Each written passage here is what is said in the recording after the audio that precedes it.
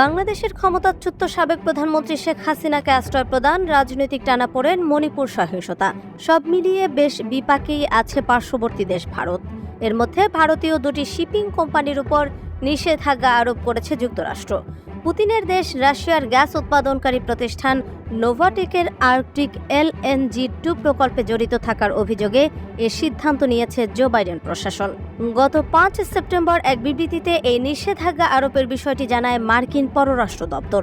বলা হচ্ছে, নয়াদিল্লি বহু বছর ধরে মস্কোর সঙ্গে সক্রিয় সহযোগিতা বজায় রেখেছে, বিশেষ করে জ্বালানি খাতে। তাই মার্কিনই এই নিষেধাজ্ঞা কার্যতভাবেই নয়াদিল্লির জন্য বিপদের মাত্রা বাড়াবে। মূলত ইউক্রেন যুদ্ধের জেরে রাশিয়ার অর্থনীতিতে চাপ বৃদ্ধি এবং দেশটি থেকে LNG গ্যাস রপ্তানি ঠেকাতে ওয়াশিংটন উক্ত পদক্ষেপ নিয়েছে বলে জানিয়েছে মার্কিন পররাষ্ট্র দপ্তরের মুখপাত্র ম্যাথু মিলার। আজারবাইজানের সংবাদ মাধ্যম news.az এর প্রতিবেদনে বলা হয়েছে, মার্কিন ট্রেজারি ডিপার্টমেন্টের নিষেধাজ্ঞা পাওয়া ভারতীয় কোম্পানি দুটির নাম হল গোটিক শিপিং কোম্পানি ও প্লিও এনার্জি কার্গো শিপিং।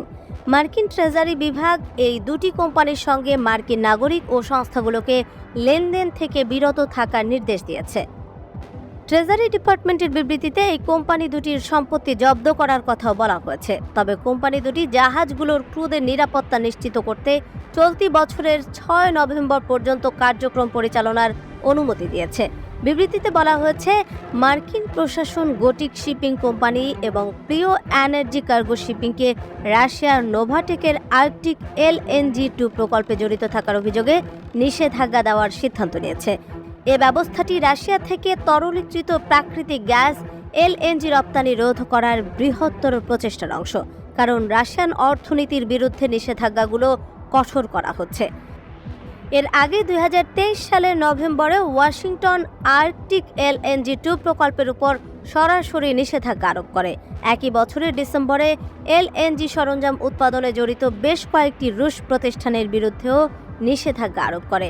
এছাড়া নিষেধাজ্ঞা কাটিয়ে রপ্তানি চালু রাখার জন্য রাশিয়া যেসব প্রতিষ্ঠানের LNG ট্যাঙ্কার ব্যবহার করেছে বলে সন্দেহ করেছে ওয়াশিংটন, সেগুলোও নিষেধাজ্ঞার আওতায় আনার চেষ্টা চালিয়ে যাচ্ছে।